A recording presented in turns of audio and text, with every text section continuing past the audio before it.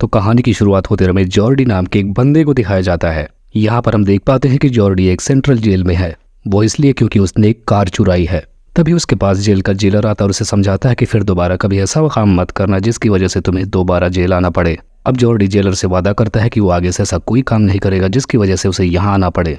तभी हमें दिखाया जाता है कि वहाँ के कुछ कैदी बास्केटबॉल खेल रहे होते हैं और वो बास्केटबॉल जाकर जेडी को लग जाती है, जिसकी वजह से वो गुस्सा होकर उनसे झगड़ा करने लगता है। अब कुछ टाइम बाद हमें दिखाया जाता है कि जॉर्डी अपना सजा काट चुका था, जिसके बाद उसे जेल से रिहा कर दिया जाता है।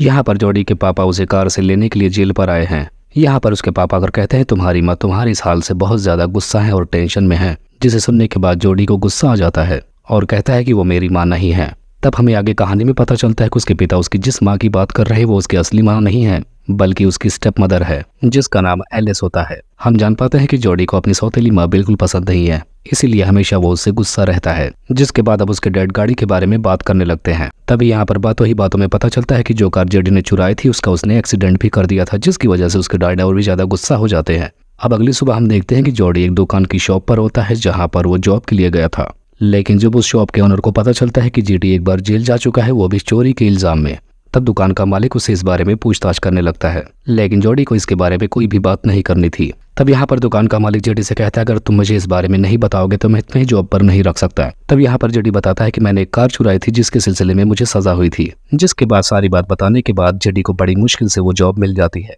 अब हम देखते हैं कि जेडी जब घर आ जाता है तो वो अपने बिस्तर पर लेटे लेटे पॉर्न वीडियोस देख रहा होता है और मास्टरबेशन भी कर रहा होता है। लेकिन इसी दौरान उसकी वहां पर स्टेप मदर आ जाती है, जिसे देखने के बाद वो और भी ज्यादा चिढ़ जाता है। जिसके बाद अब एलिस माफी मांगकर वहां से जाने लगती है। जिसके बाद देखते हैं कि अब वहां से जेडी बाहर जाकर एक पार्क में जाकर बैठ जाता है और वहीं थोड़ी ही देर में एक खूबसूरत लड़की जाकर जेडी के पास बैठ जाती है, जो बहुत पहले उसकी क्लासमेट हुआ करती थी और इस लड़की का नाम हम मेलिस जान पाते हैं। जिसके बाद मेलिस उससे वहां पर बातें करने लगती है, लेकिन यहाँ पर जेडी इस लड़की से भी ठीक से बात नहीं करता, जिसकी वजह से मेलिस नाराज होकर वहां से जाने लगती है। ऐसा देखने के बाद जेडी खड़ा होकर उसके पास जाता है और उससे बातें करने लगता है। जिसके बाद मेलिस जेडी को एक पार्टी के लिए इनवाइट करती है। अब अगले दिन हम फिर से जेडी को उसके रूम में देखते हैं। तभी फिर से उसके पास उसकी स्टेप मॉम आती है, जो कि कल की हुई घटना के लिए माफी मांगती है। हम जान पाते हैं कि आज जेडी की मॉम उसके रूम से उसके कपड़े लेने के लिए आई थी, क्योंकि उसके कपड़े गंदे हो चुके थे जिन्हें वो धोने के लिए लेकर जा रही थी। लेकिन यहाँ पर जॉर्डी अपने कपड़े भी देने से उन्हें मना कर देता है और बोलता है कि मैं अपने कपड़े खुद से धुलवा लूंगा। अब अगले सीन में हम देखते हैं कि एलिस बाथरूम से नहा कर आई है और इस वक्त उसने कपड़े नहीं पहने हैं। तभी अचानक से वहां पर जॉर्डी की एंट्री हो जाती है। अब यहाँ से फौरन एलिस उसे जाने को बोलती है, लेकिन यहाँ से जॉर्डी नहीं जाता बल्कि वो उसे घूरता रहता है। अब यहाँ पर जेडी को अचानक से पता नहीं क्या हो जाता है और वो उसे देखता ही जाता है, जिसके बाद वो उसके और भी करीब जाकर उसे सेड्यूस करने की कोशिश करता है और वो इसमें कामयाब भी रह जाता है। इसके बाद ये दोनों यहाँ पर इंटीमेट भी होते हैं। इसी बीच वहां पर जॉर्डी के फादर भी आ जाते हैं, जिसको देखने के बाद वो फौरन अपने रूम में भागता है।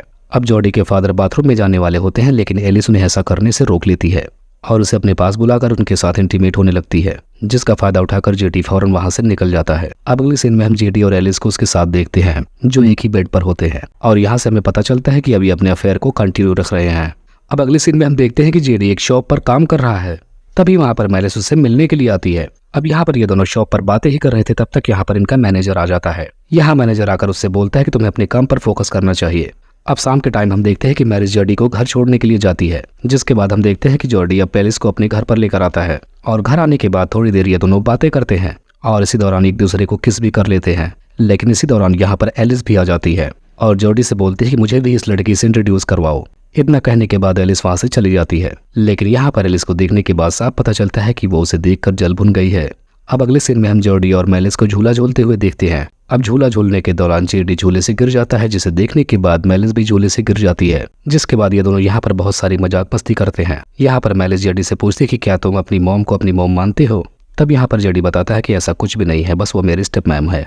यहाँ पर मेलिस जेडी को बताती है कि क्या तुमने ये बात नोटिस किया कि तुम्हारी मॉम हमें देखकर ऐसा लग रहा था कि जैसे कि मैंने उनसे उनका बॉयफ्रेंड चुरा लिया हो। तब यहाँ पर जेडी बोलता है कि उसके बारे में यहाँ पर बात करना सही नहीं है। जिसके बाद जेडी इस बात को यहीं पर रोक देता है। अब अगले सीन में हम देखते हैं कि जेडी के ऊपर जेडी का मालिक शॉप पर उसे चिल्ला रहा है। यहाँ पर वो बोल रहा था कि तुम अच्छे से काम नहीं कर रहे, जिसकी वजह से उसकी काफी बातें सुनने के बाद जेडी अपना काम छोड़ देता है और वहां से सीधा मेलिस के साथ अपने घर पर आ जाता है और वहां से फौरन गाड़ी से उतरकर जेडी अपना शर्ट चेंज करने के लिए जाता है। लेकिन तभी उसी दौरान वहां पर एलिस आ जाती है और यहाँ पर एलिस उसे अपने साथ रोकने के लिए कहती है, लेकिन जेडी अपनी शर्ट पहनते हुए वहां से निकल जाता है। अब अगले सीन में हम जेडी को देखते हैं, जो अपने घर पर आकर एलिस से बात करने की कोशिश कर रहा था। लेकिन इसी दौरान यहाँ पर उसके डैड भी आ जाते हैं और जेडी को मारने लगते हैं। क्योंकि एलिस ने उसके रिश्ते के बारे में सब कुछ बता दिया था। अब यहाँ पर उसके फादर उसको कुछ ज़्यादा ही मारे जा रहे थे, जिसकी वजह से जेडी को गुस्सा आ जाता है, जिसके बदले में वो अपने फादर पर हाथ उठा देता है। इन सब के बीच एलिस वहाँ पर आकर अपने पति को वहाँ से लेकर चली जाती है और इसी को दिखाते हुए इस कहानी का यहीं पर एंड हो जाता है।